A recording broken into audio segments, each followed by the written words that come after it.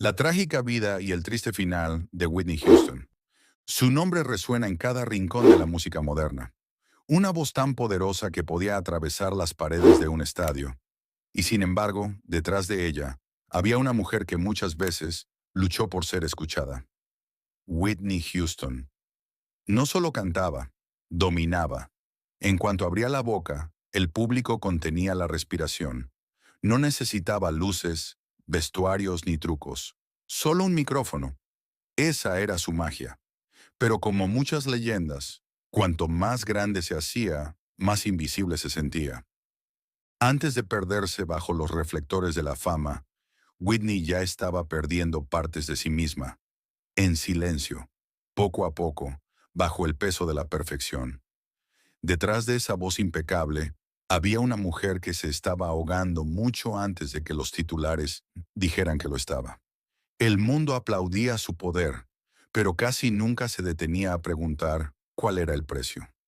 Nació entre cánticos gospel, creció con alma y fue descubierta en los rincones humeantes de clubes de jazz en Nueva York. Su ascenso fue rápido, pero no fue fácil. Dentro de la industria admiraban su pulido estilo, pero los críticos murmuraban, era demasiado limpia, demasiado controlada, demasiado segura. ¿Estaba cruzando fronteras o simplemente la moldeaban para agradar al público blanco? El debate comenzó temprano y nunca terminó del todo. Pero mientras el mundo hablaba, Whitney cumplía. Éxito tras éxito, lista tras lista, de Saving All My Love for You a I Will Always Love You, se convirtió en la voz de bodas, rupturas, podios olímpicos y arrepentimientos a medianoche.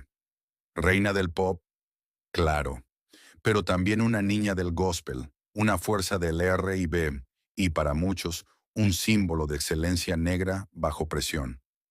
Aún así, detrás de esa voz había una mujer que solo anhelaba paz. La fama venía con cámaras, juicios y demandas constantes. Su matrimonio con Bobby Brown se convirtió en combustible para los titulares. Las drogas primero susurraban en los márgenes, luego gritaban desde las portadas. Y a pesar de todo, ella seguía cantando, aunque su voz se quebrara, aunque el mundo se burlara. Algunos culparon a la industria, otros a quienes la rodeaban, y muchos dijeron que todo fue elección suya. Pero tal vez no se trataba de culpas. Tal vez había que preguntarse, ¿qué se necesita para sobrevivir en la cima? ¿Y qué pasa cuando sobrevivir ya no es suficiente? Esta no es solo una historia de fama. Es la historia de una vida dedicada a perseguir algo puro en un mundo que casi nunca lo es. Bienvenidos a la trágica vida y el triste final de Whitney Houston. Esta es la voz que conociste y la mujer que no. Sección 1. Infancia y comienzos. 1963 a 1977. Whitney Elizabeth Houston abrió los ojos por primera vez el 9 de agosto de 1963 en Newark, Nueva Jersey. Nació en una familia donde la música era más un latido que un pasatiempo. Su madre, Cissy Houston, ya era una reconocida cantante de gospel, y sus lazos musicales incluían a su prima Dionne Warwick, su prima Dee Dee Warwick, su madrina Darlene Love y su tía de honor, Aretha Franklin. Imagina una casa llena de voces, himnos gospel llenos de espíritu y charlas entre leyendas que moldearon la música estadounidense. Ese era el mundo de Whitney. Cuando tenía solo 4 años, la ciudad tembló. En julio de 1967, los disturbios sacudieron Newark, lo que llevó a la familia Houston a mudarse a East Orange por seguridad. Whitney recordaría esos tiempos turbulentos, pero su brújula interna siempre apuntó hacia la música. Sus rituales más tempranos incluían las mañanas de domingo en la iglesia New Hope Baptist, en Newark, donde con apenas 5 años se unió al coro infantil y comenzó a tocar el piano. No era solo práctica, era un bautismo sonoro. Cuando interpretó su primer solo, Guide Me, o Thou Great Jehovah, a los 11 años, la congregación no aplaudió educadamente. Se puso de pie. Esa fue la primera gran nota de la canción de su vida. La escuela se le daba con naturalidad, al igual que la música.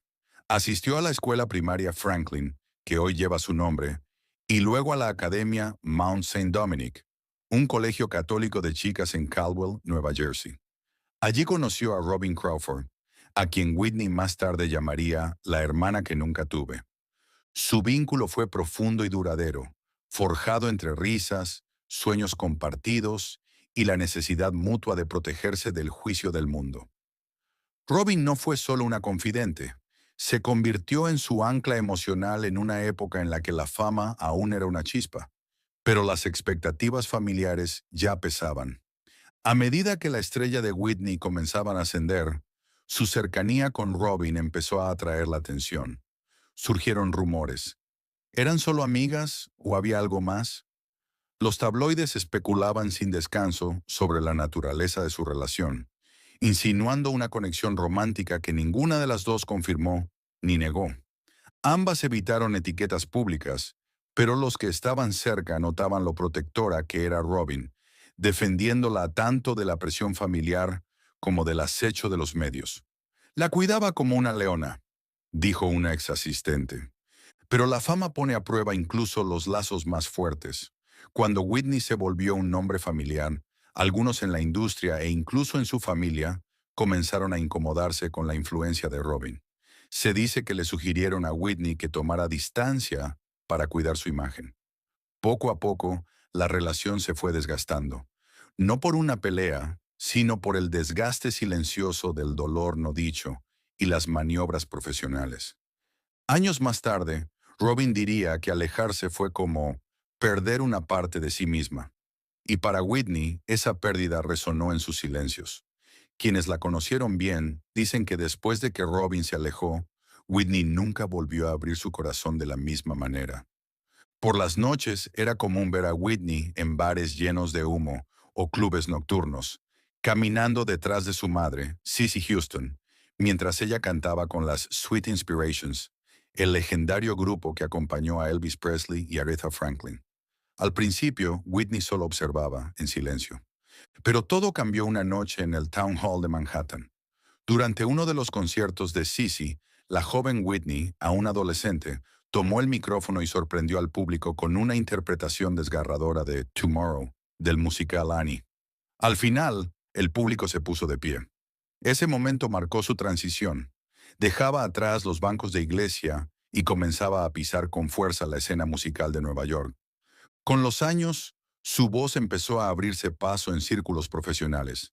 Grabó coros para artistas reconocidos, lo que forjó su disciplina y profundidad emocional. Aunque era joven, irradiaba una presencia especial, una concentración inusual y una claridad de tono que capturaba la atención de los productores. Al mismo tiempo, su belleza y elegancia llamaron la atención del mundo de la moda. Aunque la música seguía siendo su prioridad, aceptó trabajos como modelo que le ayudaron a mantenerse y a ganar visibilidad.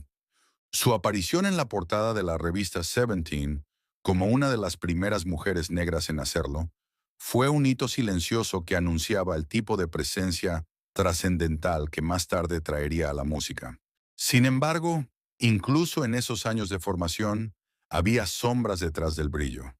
Con Cissy de gira constantemente, Whitney y sus hermanos solían quedarse con familiares.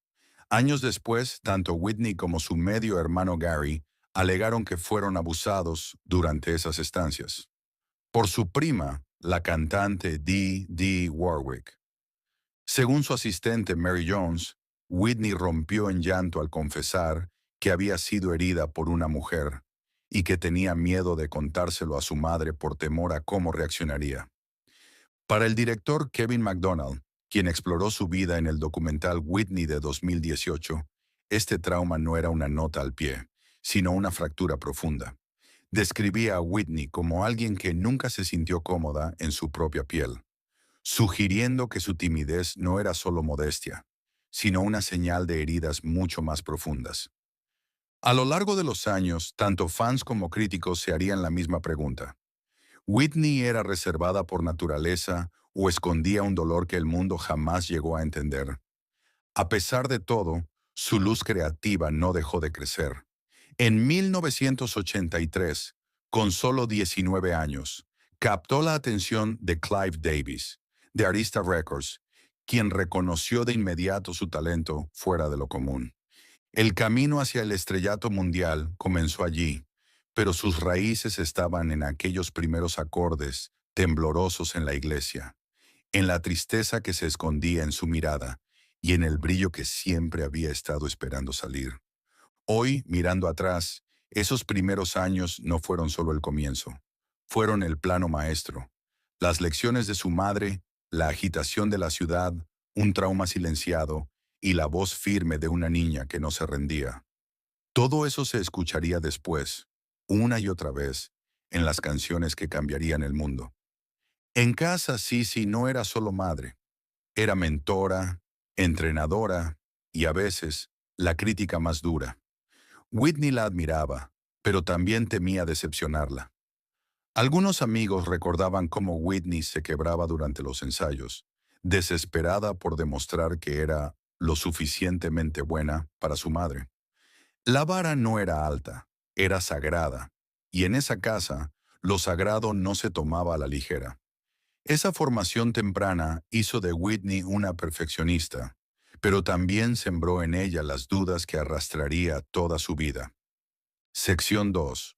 Comienzos profesionales. 1978 a 1984.